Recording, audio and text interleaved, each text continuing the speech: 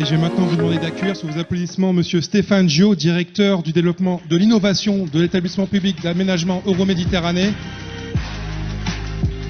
Monsieur Alexandre de Navaille, directeur général de Kedge Business School.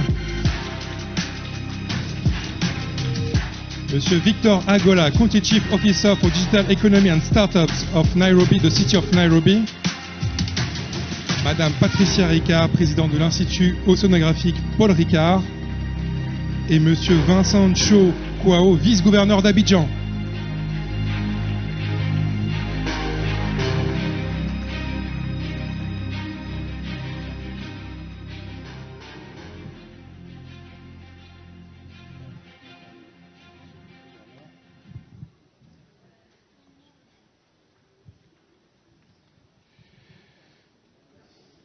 Voilà, Monsieur le vice-gouverneur nous rejoint. Je vous invite à vous installer pour c'est difficile de passer après des doubles, voire des triples champions olympiques, mais on va essayer de tenir la barre solidement haut et de relever le défi. Je vais commencer, on va parler d'adaptation, résilience face au changement climatique, avec un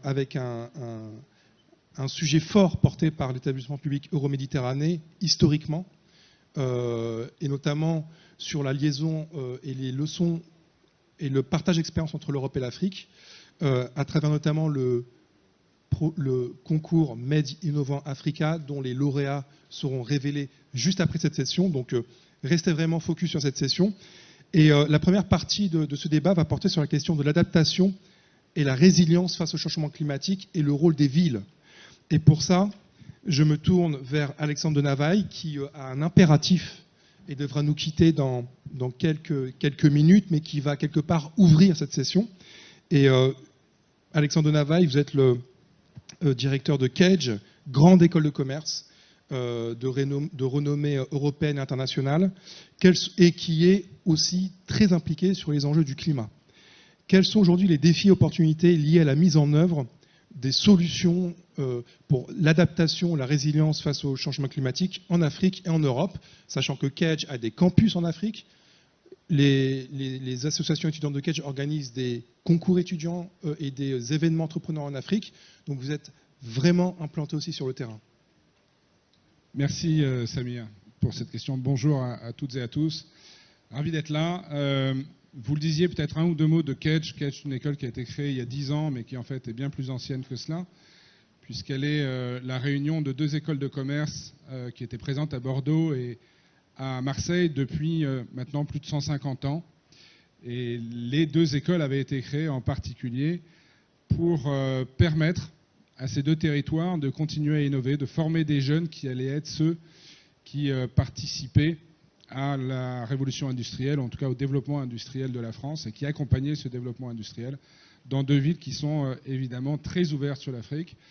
Marseille, avec son épicentre méditerranéen et le rayonnement de Marseille à cette époque-là, et encore aujourd'hui, je l'espère, en tout cas sur la Méditerranée, et Bordeaux, plus peut-être encore au sud de l'Afrique, avec le commerce et les transferts de biens, en particulier depuis l'Afrique subsaharienne vers la France, évidemment.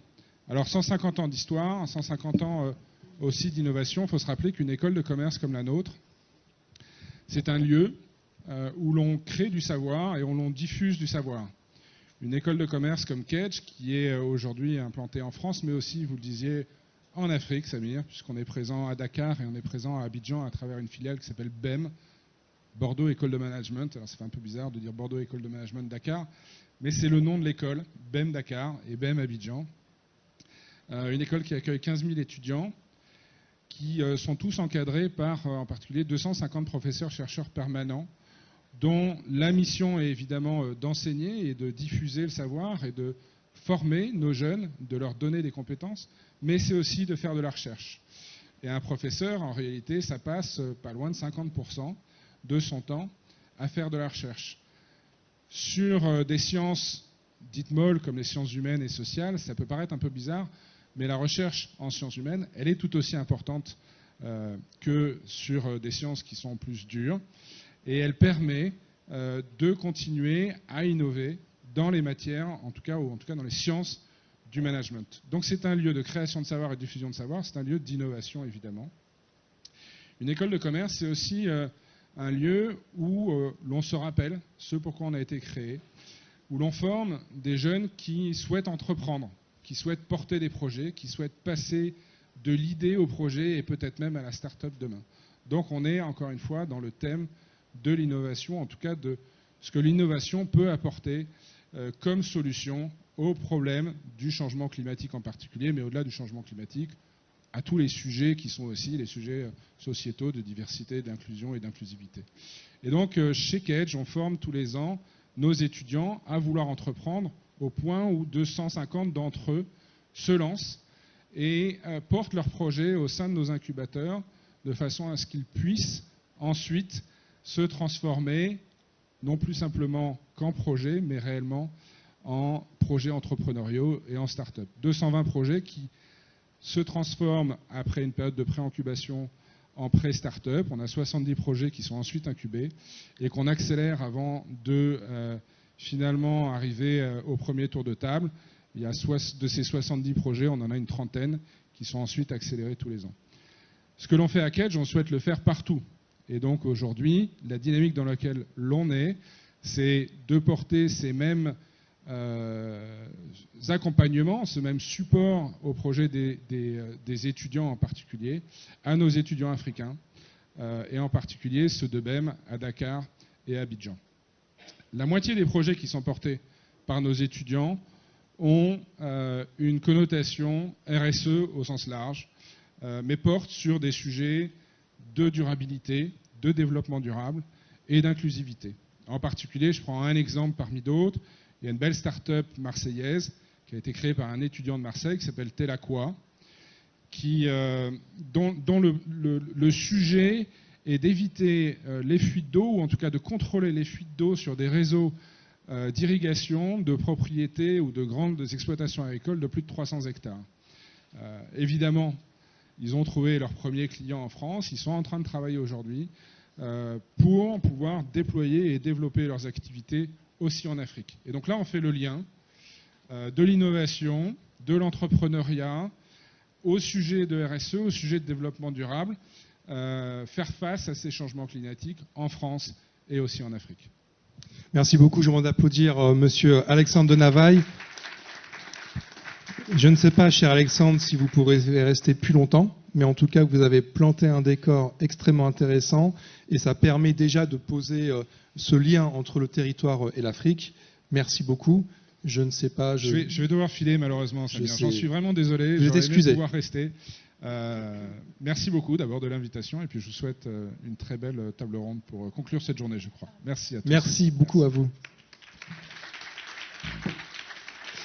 Je vous demande d'applaudir Alexandre. Voilà, l'entrée des artistes est par là.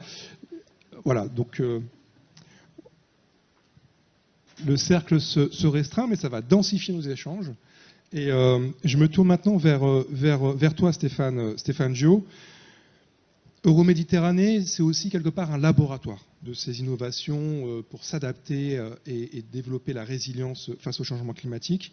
Quelles sont aujourd'hui les principales mesures d'adaptation mises en œuvre par l'établissement public Euroméditerranée, plus généralement à Marseille, pour faire face aux impacts du changement climatique? Bonjour à tous, merci pour l'accueil, Samir, et l'invitation. Vaste débat, en fait, Euroméditerranée construit la ville durable méditerranéenne. Tous les opérateurs, aménageurs, urbanistes travaillent sur les problématiques de ville durable à travers le monde, et j'insiste sur le volet méditerranéen pour nous. Méditerranéen, ça veut dire quoi? Ça veut dire 300 jours de soleil par an, ça veut dire de l'eau rare, mais qui peut tomber en très grande abondance à certains moments. Quand elle tombe en très grande abondance, ce sont les phénomènes, les épisodes méditerranéens. On est sur une ville Euroméditerranée, c'est une opération d'intérêt national qui couvre 500 hectares de l'arrière portuaire de la ville de Marseille. On est sur une ville avec un réseau unitaire, donc quand l'eau tombe, elle part à 99% à la mer. C'est une ressource rare et qui est perdue. Donc on travaille sur toutes les problématiques de gestion du cycle de l'eau dans la fabrique de la ville. C'est un enjeu important pour nous. on a eu tendance à avoir des modes de fabrique de la ville, dans les espaces publics en particulier, sur lesquels les revêtements en fait étaient imperméabilisés au maximum. Donc on travaille sur la problématique de la désimperméabilisation des espaces publics et des matériaux qui vont ensemble. Donc en fait, quand on résume la fabrique de la ville, quelle qu'elle soit, et quand on veut travailler sur la problématique de la soutenabilité de la fabrique de cette ville, il faut garder à l'esprit le fait que la fabrique de la ville, c'est 30% de la production du carbone au niveau mondial. Quand on associe la production de l'acier qui va venir dans la réalisation des bâtiments, quand on associe le béton, le ciment, l'ensemble des matériaux qui vont servir. Une ville, c'est de la mobilité, c'est de l'énergie, c'est du matériau. Et dans ce cadre-là, il faut travailler sur l'ensemble de ces éléments-là. Un opérateur comme Euroméditerranée, un établissement d'aménagement, en fait, c'est un ensemblier de toutes ces questions de mobilité, d'énergie, de mode constructif. On a 3 piliers majeurs, en fait, quand on y réfléchit. Le premier, c'est l'énergie. Comment on peut optimiser l'énergie pour décarboner les opérations dans l'exploitation de la ville et sa réalisation. Le deuxième pilier, ce sont les modes constructifs et les matériaux associés. Je disais béton, acier, etc. Il faut qu'on réfléchisse à la façon dont on va optimiser l'usage de métaux, de matériaux bio et géosourcés pour réduire l'empreinte carbone des opérations. Et le troisième sujet, c'est l'économie circulaire. C'est la façon dont on va réemployer les matériaux aussi dans un cycle de vie du matériau, puisque quand on détruisait des bâtiments, ça partait à la casse et puis on ne récupérait pas ces matériaux-là. Donc comment on optimise sur ces 3 cycles-là, énergie, mode constructif, cycle de vie et économie circulaire, comment on va réussir à réduire l'empreinte carbone de la fabrique de la ville. Ça, c'est tout un enjeu pour tous les opérateurs à travers le monde, avec une caractéristique particulière pour nous qui est l'environnement méditerranéen. Pour porter ces enjeux-là, on réalise un certain nombre d'opérations d'innovation. On opère un laboratoire d'innovation urbaine avec l'ensemble des collectivités, région Sud, Provence-Alpes-Côte d'Azur, métropole Aix-Marseille-Provence, département des Bouches-du-Rhône, ville de Marseille, et puis ensuite les représentants de l'État. L'EPA, c'est un outil de l'État qui est piloté par la DHUP, la Direction de l'Habitat et de l'Urbanisme, ministère de la Transition écologique. Donc on essaie d'associer dans le cadre de ce laboratoire collectif d'innovation urbaine à la fois les collectivités locales et les services de l'État pour trouver les solutions les plus à même de réduire notre impact carbone. Ça, c'est le premier enjeu. Le deuxième enjeu, c'est de pouvoir répondre en tant que laboratoire à l'échelle industrielle, c'est-à-dire être un démonstrateur à l'échelle industrielle. Quand vous opérez sur 500 hectares, vous commencez à déployer des innovations et des technologies spécifiques de dimension industrielle, c'est-à-dire que vous avez la capacité à apporter la réplicabilité des solutions d'innovation que vous portez dans la fabrique de la ville. Donc cet enjeu-là, il est important. À l'heure actuelle, on travaille sur un sujet qui nous paraît essentiel, c'est la qualité du cycle des sols. On travaille beaucoup sur l'air, on travaille beaucoup sur l'eau, on travaille peu sur la qualité des cycles des sols. Et on est en train de déployer sur un futur parc qui va faire 20 hectares, donc avec un enjeu très important, une ancienne gare industrielle excessivement polluée, des nouvelles façons de traiter les sols in situ, de pouvoir récupérer ces sols, ces terres excavées sur place, c'est-à-dire ne pas les externaliser vers des sites de traitement. 16 hectares, 20 hectares, c'est à peu près 160 000, 200 000 mètres cubes de terre qu'il faut retraiter. Si vous devez envoyer ces terres polluées vers des sites de retraitement, ça signifie des milliers de camions qui sortent la terre, en contrepartie qui ramènent de la terre agricole, puisqu'on fait un parc pour y planter des arbres, etc. Donc là, on travaille à l'heure actuelle sur la façon dont on peut in situ régénérer ces terres, les rendre assez fertiles pour pouvoir y replanter demain des arbres et ainsi limiter l'impact carbone de la production de ce parc. Puisqu'une fois que vous réalisez en milieu urbain un parc de 20 hectares, vous dites c'est très bien pour l'environnement, c'est très bien pour l'impact sur les îlots urbains de chaleur, c'est un vrai enjeu pour les villes du sud de l'Europe et de l'Afrique, la façon dont on va gérer l'îlot de chaleur urbain. Mais si, pour le faire, vous êtes obligé d'avoir un impact carbone supplémentaire, le jeu en vaut peut-être pas la chandelle. Donc notre enjeu, c'est vraiment de se dire comment, en décarbonant, on réduit l'impact carbone du processus. Donc l'enjeu est à l'heure actuelle sur ces problématiques de gestion de cycle de l'eau, de gestion du cycle de terre, de l'utilisation des matériaux bio et géosourcés, et réduire ainsi l'ensemble des impacts de nos opérations. Merci beaucoup Stéphane. Je vous demande d'applaudir Stéphane Jo pour nous avoir présenté comment de manière, avec un leadership particulier, l'établissement Euroméditerranée, quelque part, joue ce rôle véritablement de laboratoire. Et cette vision de laboratoire, je vais la poser à Patricia, mais d'abord, alors, Patricia, comment Patricia Ricard, qui est grande militante pour la protection des océans, mais on ne peut pas parler de ville sans parler aussi de la mer, tout est corrélé, tout est lié, c'est ça l'écosystème.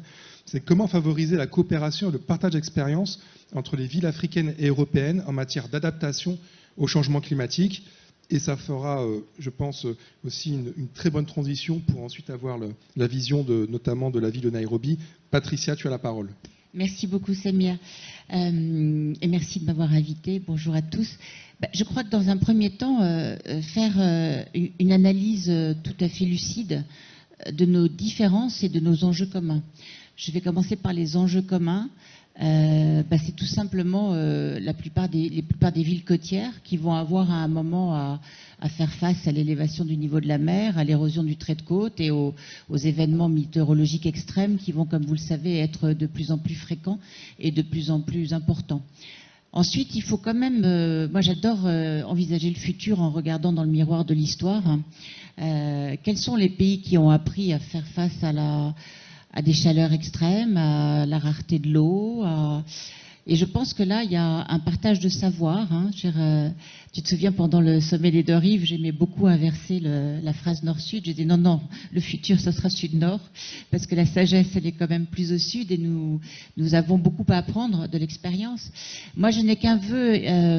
Je pense qu'il faut aussi avoir la sagesse de ne pas suivre des modèles qui sont obsolètes. On voit aujourd'hui tous les plans de développement sont des grandes tours en verre, c'est des autoroutes avec des voitures. Enfin voilà, en fait, il faudrait faire pour les villes qui sont en cours de développement ou en plein développement du fait de l'accélération démographique, avoir la sagesse de ne pas reproduire ces modèles qui ont créé ce changement climatique dans lequel nous vivons aujourd'hui. Se souvenir que les bâtiments en terre crue sont beaucoup plus résilients et beaucoup mieux isolés que tout ce qu'on peut produire dans des pays différents. Et je pense que là, il est important d'arriver à cet endroit où on va faire des coalitions de savoir et d'expérience, mettre le biologiste et l'architecte et l'urbaniste et l'ingénieur thermicien autour d'une même table. Et là, je vous invite à vous intéresser à quelque chose qu'on appelle le biomimétisme et qui consiste à aller chercher du savoir, de l'information dans la nature. La nature est extraordinairement durable. La nature ne fait pas de gâchis d'énergie. La nature est très frugale et très fertile et surtout très résiliente. Donc là, je pense qu'il faut effectivement avoir un regard différent sur le vivant qui nous apporte des informations remarquables. Et puis surtout, l'autre défi, et ça c'est un défi important, il va falloir faire rentrer le vivant dans nos villes. Parce que le vivant, c'est la biodiversité, c'est la nourriture, c'est les arbres, c'est la fraîcheur. Je ne peux pas imaginer de ville résiliente sans vivant. Ensuite, il va effectivement commencer à ce qu'on appelle, une chaîne trophique, les chaînes alimentaires, les cycles courts. Il va falloir apprendre à serrer les boucles. C'est-à-dire que nous avons aujourd'hui un gâchis alimentaire qui est tout à fait insensé. Et ce gâchis alimentaire, il faut bien comprendre que quand vous gâchez la moitié d'un hamburger ou la moitié d'une salade, il y a toute l'essence, toute l'énergie qui a été ce qu'on appelle l'énergie résiduelle. Il y a toute l'énergie qui a été utile pour le fabriquer. Il y a toute l'eau qui a été utile pour faire planter, pour faire pousser le blé qui a fait le pain de l'hamburger et la salade qui était voilà. Donc tout ce gâchis qui aujourd'hui représente une vraie valorisation, il va falloir apprendre à le revaloriser et le réintégrer dans des boucles trophiques. Alors là, c'est la biorémédiation. Et là encore, c'est encore le vivant qui va nous rendre service. En fait, on va se rendre compte que la biodiversité dans le futur ne va peut-être pas forcément être le problème, mais va être le début du data des solutions. Et ça, c'est quelque chose qu'il va falloir un petit peu forcer, je pense, parce que beaucoup de gens, lorsqu'on parle développement durable, pensent énergie, pensent carbone, pensent panneaux solaires, pensent éolien, mais ne pensent pas souvent solutions fondées sur la nature, ne pensent pas biorémédiation, ne pensent pas bioinspiration. Voilà, donc là, je pense que la biologie et le biologiste va avoir un bel avenir. Enfin, sur la sécurité alimentaire, il va falloir comprendre qu'on ne pourra plus séparer, par exemple, la pisciculture et l'agriculture, parce que l'eau va être trop rare. Comme j'aime beaucoup citer Antoine Frérot, l'eau est trop précieuse pour ne servir qu'une fois. Et là, je voudrais partager avec vous une expérience que nous menons avec l'Institut océanographique Paul Ricard et la Fondation Veolia au Sénégal. Vous avez tous entendu parler des grandes fermes aquacoles. L'aquaculture, c'est bien. Les grandes fermes aquacoles, c'est quand même un petit peu souvent pas très durable et a un effet néfaste. Dès que vous faites une ferme de poissons, vous allez être obligé de faire de la pêche industrielle pour faire des farines de poissons. Et certains poissons, le niveau de conversion, par exemple, pour les gens qui essayent d'élever des thons aujourd'hui, il faut 17 fois le poids du thon en nourriture pour élever un thon. Pour les saumons, ça va être 7 fois. Pour le loup, ça va être 5 fois. En tout cas, plus on fait de fermes agricoles, plus la pression sur la pêche est importante. Et je pense qu'aujourd'hui, il faut quand même avoir un regard particulier sur la pêche industrielle. Il faut laisser la pêche aux pêcheurs, il faut laisser la pêche aux petits métiers, la pêche... Vous savez, le poisson et la nature, c'est le patrimoine de ceux qui n'ont plus grand-chose. Et il ne faut pas aller mettre des quantités d'énergie, de carbone, des bateaux de taille gigantesque, aller ramasser les derniers poissons, qui en plus ont une action importante dans l'océan, car les poissons sont aussi des puits de carbone. Alors il faut faire avec sagesse, aller récupérer l'eau, avec une pompe solaire si vous pouvez. Et puis avant de mettre cette eau en irrigation sur une parcelle de maraîchage, faire un bassin en terre dans lequel vous allez mettre des poissons. Vous allez apprendre, nous travaillons avec des GIE de femmes, des groupements d'intérêt économique de femmes. Nous allons les accompagner dans leur formation d'aquacultrice. On va leur apprendre que la première nourriture dont un poisson a besoin, c'est l'oxygène, plus que la nourriture, et que des poissons, ça ne se nourrit pas comme des poules tous les jours, et qu'il faut surveiller la teneur en oxygène dans les bassins. Ces poissons vont enrichir l'eau par leur déjection, et petit à petit, avec un système de goutte à goutte, le maraîchage va être irrigué avec une eau enrichie. Et au bout du compte, vous allez avoir les légumes et les fruits et la protéine. Il faut savoir qu'en ce moment en Afrique, dans beaucoup de villages, aucun poisson n'arrive plus à l'intérieur des terres, parce qu'il y a une telle demande de farine de poisson pour alimenter les fermes que les grands bailleurs internationaux financent en toute transparence. Les poissons sont devenus tellement importants pour nourrir ce marché de farine de poisson, qui va aussi nourrir les marchés de chats, de chiens, de poules, de cochons, que les enfants n'ont plus accès. Donc il faut réorganiser les villes et les périphéries des villes avec ces nouveaux jardins de demain qui ressembleront plus à de l'aquaponie, qui ressembleront tout simplement à des petites boucles alimentaires simples. Nous sommes à fond pour le low cost, high efficiency. Le maître mot du futur, ce sera la résilience. Si la tempête passe, si l'inondation passe, si l'incendie passe, il faut pouvoir reconstruire un peu plus loin, un peu ailleurs. Et en tout cas, voilà, et ne pas oublier que voilà, les grandes infrastructures, le béton, c'est beaucoup de carbone, alors que la terre crue, c'est beaucoup de fraîcheur en été. Voilà, merci beaucoup. Merci beaucoup pour ces mots inspirants. Je vous demande d'applaudir Patricia Ricard pour ce pas de côté. And I will now turn to you, Victor Otieno Agola. So you represent the city of Nairobi, the city council of Nairobi. So this year, the Africa Climate. Cette année, il y a eu le sommet du climat africain à Nairobi. Et Nairobi a été primé, voire décoré.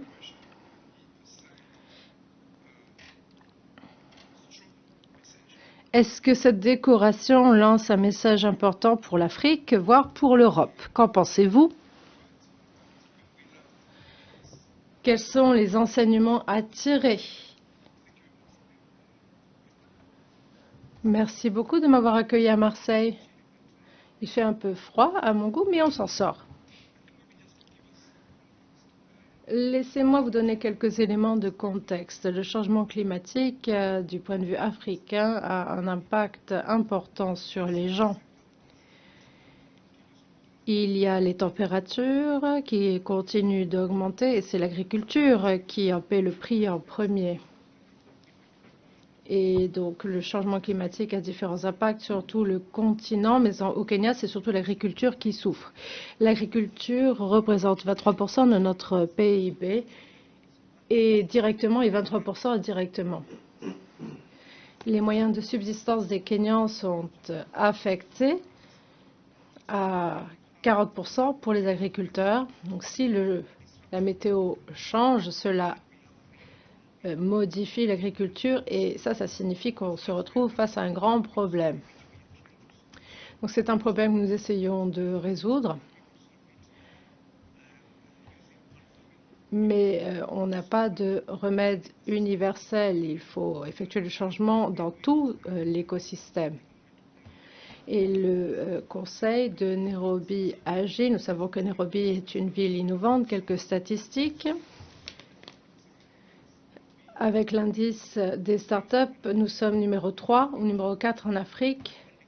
Pour ce qui est des fonds de capitaux injectés en Afrique, Nairobi en prend 17%. Il y a aussi de tout l'argent des capitales risques. Donc c'est une ville très innovante. Nous pouvons donc miser sur cette innovation pour lutter contre le changement climatique en abordant des solutions très pratiques dans le secteur agricole. Comment développer un écosystème qui nous apporte des solutions concrètes dans le domaine de l'agriculture et ensuite qui nous permettent de lutter contre le changement climatique. Donc il faut que l'on puisse plus facilement faire des affaires. Donc il nous faudrait un cadre réglementaire beaucoup plus fluide pour favoriser l'innovation.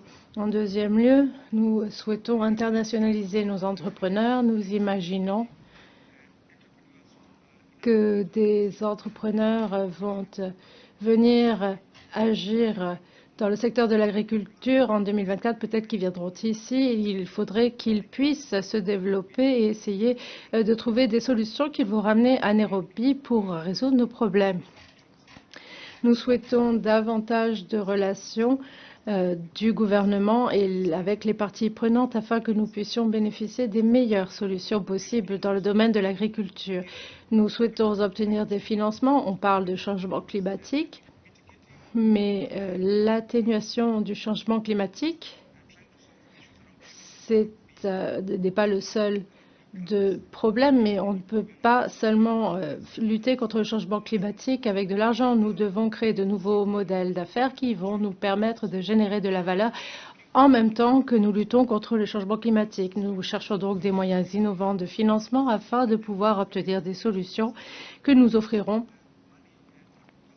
aux gens. Nous essaierons de financer ces solutions et les gens pourront enfin s'adapter devant l'impact du changement climatique. Enfin, nous souhaitons décentraliser les ressources avec une approche descendante afin d'incuber nos startups dans le domaine de l'agriculture, etc. Nous souhaitons que ces entrepreneurs puissent interagir avec les meilleures pratiques internationales pour pouvoir innover. Donc, telle est la stratégie de Nairobi. C'est une stratégie très pratique qui vise à créer des modèles d'affaires qui permettront aux agriculteurs et aux entrepreneurs de s'adapter au changement climatique. Merci. Otieno Agola pour cette vision du continent. Et on va poursuivre justement ce regard africain avec Vincent Cho Kouao, qui est le vice-gouverneur d'Abidjan. Cher Vincent, vous avez eu l'occasion d'aborder ces sujets, de représenter votre territoire, notamment au Global Climate Action Summit. Selon vous, en quoi ça permet de démontrer l'ambition d'un pays comme la Côte d'Ivoire face au changement climatique, de s'impliquer dans ces réseaux de territoire, justement? Alors, comme tout à l'heure, on a parlé de sport, je voudrais ici inviter toute la salle, parce que nous allons célébrer la solidarité africaine par le football. La CAN s'organise en Côte d'Ivoire à partir de janvier 2024. Et comme nous sommes à Marseille, ville mythique de sport, rattachée à la Côte d'Ivoire par tout ce que vous savez, Basile Boli, Didier Drogba, nous voudrions que vous puissiez venir encore nous soutenir. Alors, je voudrais saluer Madame pour son intervention parce qu'elle a repris à 60% ce que j'avais à dire. Voilà. Alors, je voudrais qu'on te félicite parce que vous qui imaginez ces concepts, c'est vous qui faites l'interpellation. Vous interpellez les dirigeants que nous sommes sur l'avenir de ce monde.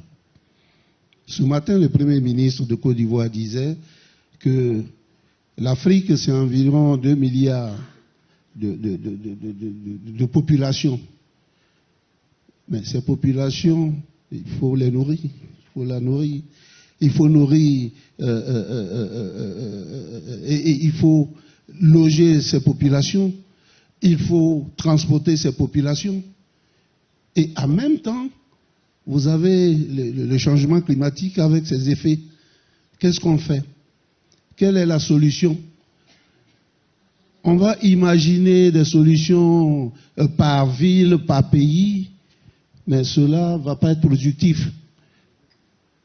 Je donne par exemple la Covid que nous avons eue. D'où est parti ce virus? Il a paralysé le monde. Il a montré les limites du monde. Donc aujourd'hui, ce partenariat Afrique-Europe doit être une réalité. Il n'y a pas de solution Afrique à part, solution Europe à part. Mettons tout ensemble, aidons les faibles qui n'ont pas de moyens pour réaliser les projets, de telle sorte que nous ayons des résultats durables dans nos villes. Voilà en substance ce que je voudrais dire. J'ai parcouru le monde à des sommets, mais en réalité, il faut une chaîne de solidarité. Et cette chaîne de solidarité, c'est aux décideurs de pouvoir de décider avec l'accompagnement de nos gouvernants, des investisseurs, de nos, je dirais, de nos dominances grises, pour tous ceux qui développent, pour que nous puissions gagner la lutte de cette ville.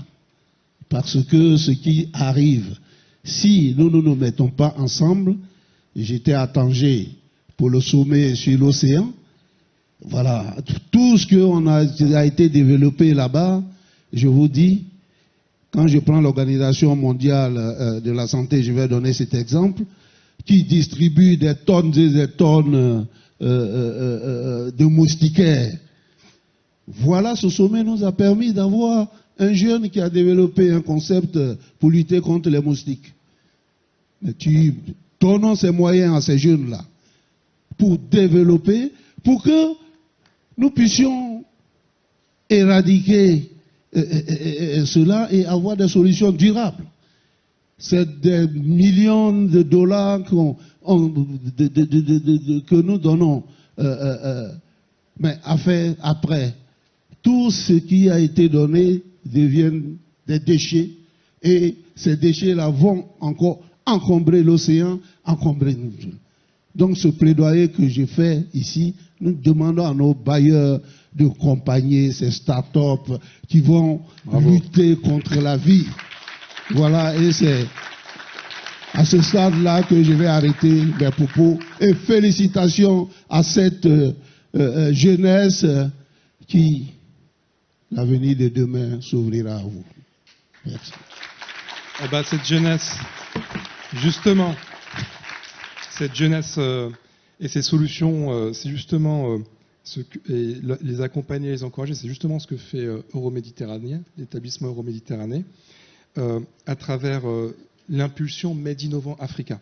Comment cette innovation africaine, comment ces solutions pour résoudre les défis immenses qu'a mentionné monsieur le vice-gouverneur, comment cette innovation africaine peut-elle inspirer le territoire, renforcer les actions de lutte contre le changement climatique à Marseille, notamment à travers Made Innovant Africa. Et après cette session, vous découvrirez ces lauréats qui sont là avec nous. Stéphane.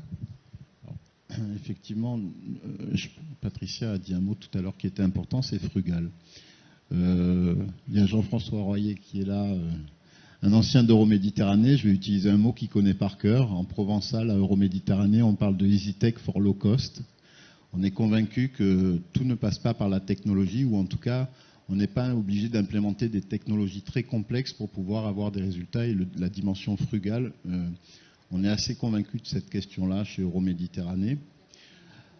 Donc, typiquement, quand on regarde la dynamique de la ville au début des années 2000, on a beaucoup parlé de Smart City, des capteurs, de l'IA, Big Data, etc. On est en train d'en revenir massivement au niveau international, en Asie, en Amérique du Nord, et on est en train de revenir à des solutions qui sont un peu plus, en tout cas, simples à déployer et de bon sens.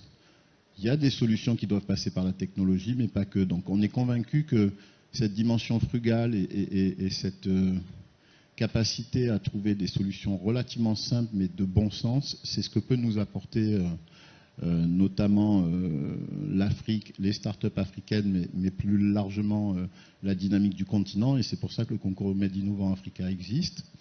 Et puis, on est en train de tester des choses qui sont historiquement inventées en Afrique. On est en train de déployer un démonstrateur, je le disais tout à l'heure. On doit utiliser demain plus de matériaux biosourcés pour la production de la ville. Il faut abandonner petit à petit les bétons, ou en tout cas trouver des bétons bas carbone. Il faut utiliser des aciers, mais qui sont bas carbone, etc., etc. Typiquement, on est en train de déployer sur Euroméditerranée un démonstrateur, un grand bâtiment important où va venir s'installer une école de formation équivalente à celle de Kedge, avec des bétons bas carbone à partir de terre crue. La terre crue, s'il y a un continent qui sait construire en terre crue, c'est l'Afrique. On a récupéré cette technologie-là, on essaye de l'implémenter pour monter sur des bâtiments de grande hauteur, puisque nous on travaille sur des environnements de densité urbaine importants, en cœur de ville, en plein hypercentre de la ville de Marseille. Mais typiquement, c'est le genre de technologie, de savoir, d'innovation qui ne sont pas non plus d'une complexité a priori folle. Utiliser la terre crue, elles deviennent plus complexes quand on doit monter sur des bâtiments de grande hauteur, mais c'est ce type de savoir qu'on est en train de regarder, de rechercher. Donc l'idée de pouvoir coupler à la fois ces méthodes et ces outils plus frugaux avec des solutions peut-être plus technologiques, c'est la solution qu'on essaye d'implémenter. Je voudrais rebondir sur ce que disait Patricia sur la problématique du cycle de l'eau. La gestion de l'eau, c'est un vrai enjeu aussi dans la fabrique de la ville. En France, il est interdit d'utiliser les eaux grises. Une fois qu'elles ont fait leur usage, elles sont détruites ou retraitées massivement. Mais on ne peut pas, par exemple, les utiliser pour arroser des espaces publics.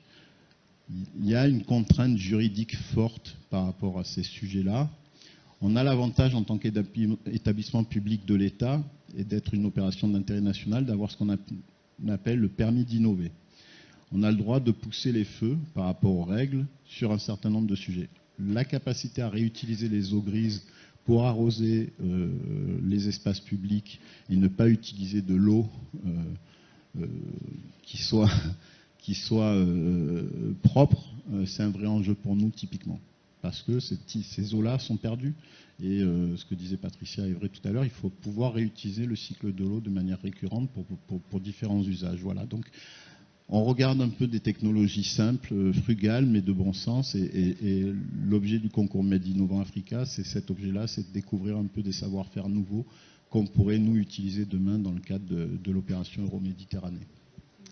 Merci beaucoup. Je vais passer la parole à Patricia. Donc, je veux juste partager un petit truc avec vous, parce que imaginez aujourd'hui, quand on va aux toilettes pour un petit pipi, on va utiliser 15 litres d'eau pour envoyer ce qui est un fertilisant extraordinaire et ce qui peut aussi être un carburant. Je vous invite à aller voir sur YouTube. Vous tapez Pea Power et vous allez voir une jeune africaine de 14 ans qui, avec ses 3 copines en classe de physique-chimie, a tout simplement fait marcher un petit moteur électrique avec 1 litre d'urine.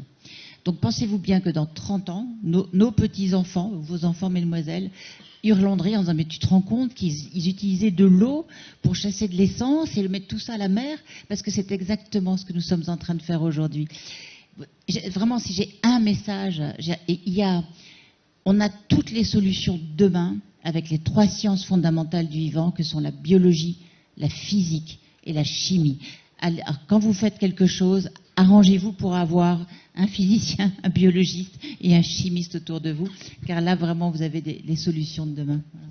Merci Patrice. Alors, je vous demande d'applaudir Stéphane, Gio et Patricia pour cette complémentarité et ce regard un peu décalé, Patricia, qui nous interpelle tous et qui fait réfléchir. Je repasse la parole à Victor Otieno-Agola. Avec la montée, comme vous le disiez, monsieur le vice-gouverneur, la montée de la population mondiale en milieu urbain d'ici 2050 qui va se démultiplier sur le continent africain, how African cities can face such challenges. Comment est-ce que les villes africaines peuvent être à la hauteur de ce défi et atténuer l'impact du changement climatique du point de vue kényan? Regardons un peu la migration zone urbaine, zone rurale. Nous devons trouver une solution qui se trouve à côté des causes profondes de cette migration. Donc, au lieu d'ajouter des éléments dans les zones urbaines, nous devons nous demander ce qui pousse les gens à quitter les villages et aller en ville. Et la difficulté, c'est de trouver des opportunités économiques. Mais c'est ce qui se passe en ce moment, c'est ce qu'on fait. Donc, si vous réussissez à résoudre le problème de l'agriculture, parce que l'agriculture, chez nous, ce n'est pas très rentable. Donc, tout le monde va en ville pour trouver un emploi et avoir des revenus. Et si l'on arrive à trouver une solution à la problématique de l'agriculture, à apporter les technologies que l'on applicables, utilisables par les agriculteurs, par exemple, ils pourraient avoir une plateforme afin qu'ils puissent profiter des données. Ils pourraient utiliser des technologies qui leur permettraient de tester les sols, par exemple. Cela leur permettrait de savoir quels nutriments sont nécessaires au sol et quel en sera l'impact sur la productivité. Donc, s'ils pouvaient utiliser la technologie, si l'on pouvait créer un écosystème autour d'eux, comme disait mon collègue, nous sommes déjà en train de déployer des ressources pour résoudre ces problèmes avec des ONG qui utilisent d'autres moyens. Si nous arrivons à mobiliser ces ressources et à les offrir aux entrepreneurs afin qu'ils puissent relever certains des défis dans l'agriculture, notamment pour ce qui est du changement climatique, alors nous réussirons à nous débarrasser de beaucoup d'autres effets collatéraux, comme je l'ai dit, donc l'exode rural, et on pourrait ainsi réduire la pression sur les zones urbaines. Il nous faut décentraliser et comme je l'ai dit dans mon introduction, nous devons rapprocher ces ressources des agriculteurs. Nous devons construire des centres technologiques qui ne seront pas seulement dans les villes. Ils ont besoin d'avoir accès à Internet. Chez eux, ils peuvent pouvoir demander conseil à des scientifiques et collaborer. Et n'oubliez pas, par exemple, la propriété intellectuelle, on n'utilise pas en Afrique. Donc, il y a des scientifiques, c'est sûr, mais au niveau de la commercialisation, c'est pas top. Donc, en tant que gouvernement, nous nous penchons sur l'écosystème, nous essayons de résoudre les problèmes au niveau de l'écosystème afin d'obtenir des solutions pour contrer les effets que nous voyons. Nous sommes ouverts à la collaboration avec différentes parties prenantes de l'écosystème, que vous soyez un scientifique, un membre de la Big Tech. Nous sommes ouverts vraiment à ce type de collaboration afin de construire un écosystème qui permette de lutter contre les effets négatifs des changements climatiques, de la pauvreté ou de l'augmentation de la population. Nous devons trouver les causes profondes, les éradiquer, et c'est comme ça que nous trouverons des solutions avec un grand effet. Merci. Je vous demande d'applaudir Victor. Je vais repasser la parole au vice-gouverneur d'Abidjan et Stéphane nous donnera le mot de la fin. Il nous reste que moins de 5 minutes. Monsieur le vice-gouverneur, vous avez mentionné la très belle vidéo, le très beau cadeau que nous a fait Monsieur le Premier ministre de Côte d'Ivoire. Aujourd'hui, si vous pouviez résumer en 2 minutes, quel est le rôle des politiques publiques, des entreprises, des citoyens, par exemple en Côte d'Ivoire, pour mettre en œuvre les solutions dont on parle à présent pour résoudre tous ces défis? Alors, merci. C'est ce que je disais tout à l'heure, qu'aujourd'hui, si nous voulons gagner cette bataille, il ne doit pas avoir d'action de façon isolée. Que tous ces acteurs-là aient la même vision et que tous ces acteurs-là puissent intervenir en même temps. Lever toutes les difficultés pour que l'action puisse être visible.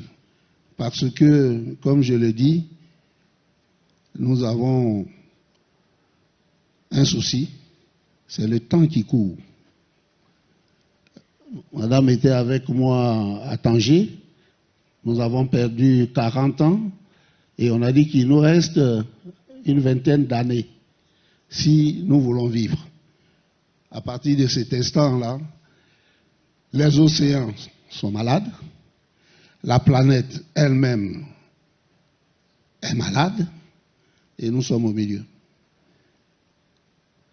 Faisons en sorte que nous puissions relever ces défis. Il n'y a pas 36 solutions, c'est la solidarité.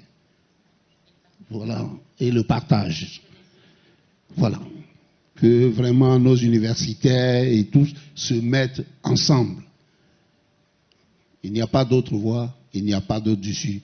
Mais je suis convaincu, avec l'intelligence que nous avons, nous gagnerons la bataille. Merci. Merci, monsieur le vice-gouverneur. Mon cher Stéphane, je te donne le mot de la fin de cette très très belle plénière. Déjà, merci à tous nos intervenants. Je pense que c'est compliqué d'intervenir après Vincent.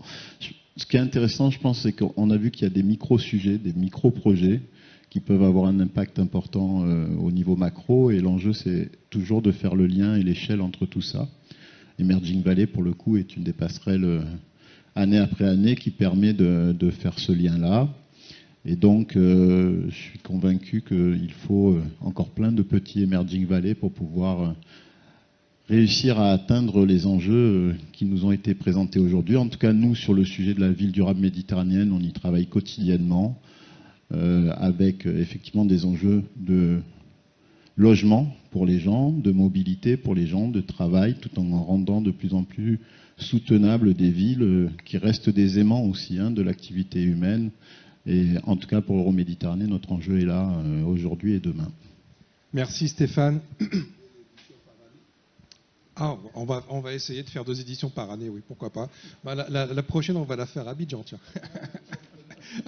Voilà. Donc, merci beaucoup Stéphane. Bravo. Et je vous demande d'applaudir Stéphane Dio pour ce mot de la fin. Applaudissez très chaleureusement Victor Achieno Agola, Patricia Ricard, Vincent Cho Kouao. Et maintenant, nous allons faire la photo de famille.